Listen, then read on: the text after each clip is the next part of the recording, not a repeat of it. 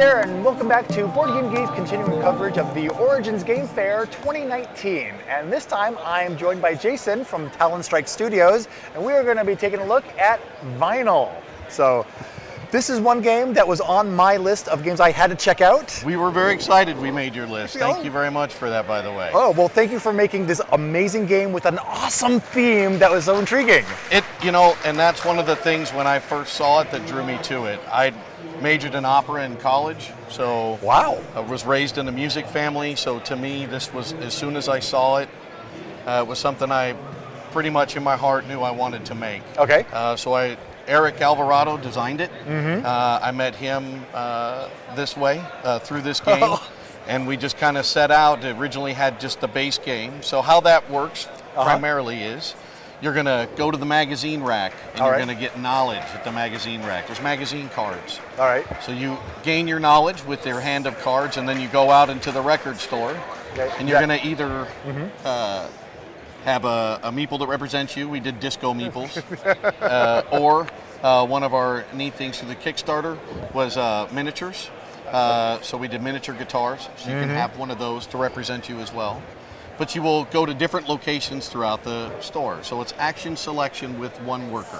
Okay. When you go to that location, you will then spend your magazine rack cards, matching icons. And they're all different, of course. In the base game, there are 4 genres. Okay. You have country, pop, jazz, and rock. Okay, as indicated by the different icons. Correct. Okay. And then it's also spread over 3 decades in the base game. You have 50s, 60s, and 70s in the base game.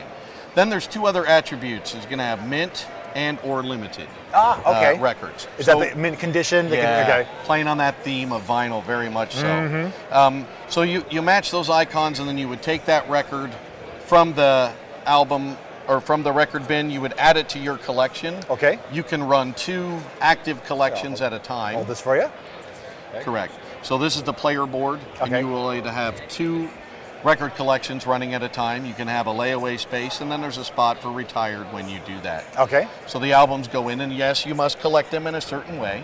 You can collect pure collections where you maintain the same genre of music. Okay. And then you have to match one other attribute. So you would do countries, 50s, and then they might be mint, they might be limited, or they might not, but you want to run that way. Okay. And that would be pure. Because that's your collection, that's what you're into. Yes. Okay. That's the idea. That's the knowledge I've gained. That's what I really want to collect. All right. So you do that.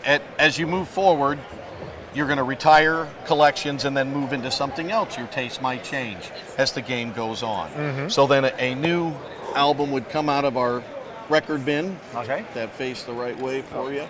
So you just pluck a new album out and bump it down. If somebody buys something lower in the bin, it has a slide mechanic.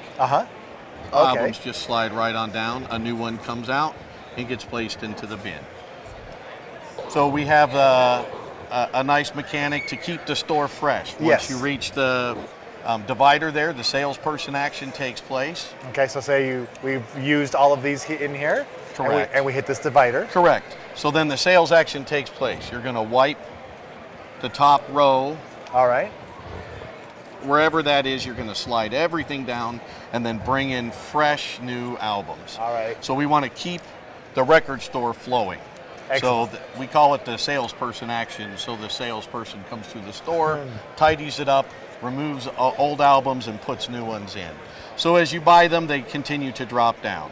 The game is completely modular, and Eric designed it to have just a fantastic flavor in each expansion. So you're seeing the base game here. This is what intrigues me so much, Yes. So now you have the opportunity to play different eras of music and different decades. So starting with the base game, and then you would move to the British invasion. So in the British invasion, we introduce 45s, and that's a whole nother thing. So not only would you have regular albums in the bin, you would also get 45s introduced. So how these work is they would stay on the A side. Okay. They are locked. You then go to the listing booth. We have an overlay that goes right here. All right. Just it's like a little that. off camera, but there's a spot on the board. Correct. There's more stuff that way that we There can't is. see. But, So you would have that overlay. You would then on your turn, you could go to the listening booth to Okay. listen to the 45s, and that unlocks them and gives you more icons. Okay. When you collect with them, they then fold into your collection, and they give you bonus points at the end of the game. All right. This is a VP-based game. Okay. So that would be the British Invasion. Then we have Masters of Metal. So Masters of Metal collects a lot differently. In Masters of Metal, you only worry about collecting the band. That is it. That's it. When you match other icons, you get to attach memorabilia. So in Masters of Metal, we introduced memorabilia into the game. So Okay. you can get concert tickets, you can get t-shirts, you can get keychains, belt buckles, posters, all that cool stuff. All the swag you want to outfit yourself in, Yes. in 11th grade, so everyone knows what band you are into. Yes, and that's all out on the board as well. So Okay. you would then be able to go to the front counter and you collect memorabilia to add to it. So that's a different mechanic. They collect differently. And as I understand, each expansion adds an entire new mechanism folded into the game. Correct. How many expansions total are there So already? currently you have the base game, you have Masters of Metal, you have British Invasion, and totally awesome 80s. Radical. Right? So thematically, when the 80s came around, vinyl was kind of on its way out. Compact discs Yeah. were taking over, people used mixtapes and things like Yeah. that. But you could go to old school album and record stores and trade in. That was a big thing then. That's kind of how that all started. So we instituted that, and Eric baked that into the game. So in the 80s version, you're going to collect by sectors. We call it sectors. So Okay. you're going to have less good records that have been used, and you're Okay. going to go to the trade-in counter, and you're going to upgrade your record. Upgrade. So there's a trade-in mechanic that exists in the 80s. So you're essentially getting lower quality albums, working your way to the trade counter and trading up to get a higher quality album that's worth more VP at the end of the game. Nice. So and it's all modular. That also all works with the clearance bin. You have that plays with any of the expansions. So it'd be the last ditch purchase. You have the sale bin at the bottom for one less attribute. When you go to the clearance bin, it's also one less attribute, but you no longer have to match the genre Okay. and or band. Okay. And so it makes it like cheaper Okay. to purchase it and get it into your collection.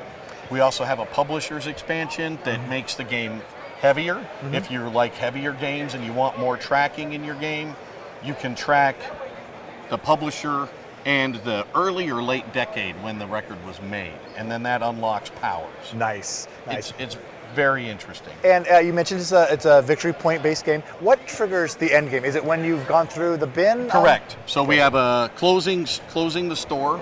So when you close the store, this comes out. The store is then closed. We like that everybody gets the same amount of turns, so it's not unfair.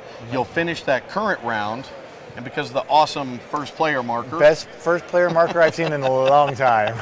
it's very cool. That's It's very fantastic. cool. So then you would then trigger the last rounds. Everyone takes their turn, and then the last round, everyone gets one last purchase or move into the store, and then you count up your VP. You're going to count your bonuses from collecting collections. You're going to count all the records you've collected and things along that line. And then depending on which expansion you're playing, then you would have you would have the memorabilia, or you would have 45s and those types of things based on the different expansions. Neat. Well, the theme plus the different modular mechanisms that are introduced in each of the expansions. Like I mentioned, I had this on my list. It's one of the few games from Origins that is following me home. So I'm really excited to have you show more about it and taking and diving into it. So It's really a wonderful musical experience, and if you're like records at all or music, this is going to really hit both things for you, gaming and music. there you go. Thanks. So I hope that this was informative and helpful. And thanks for watching. And we'll talk to you again real soon.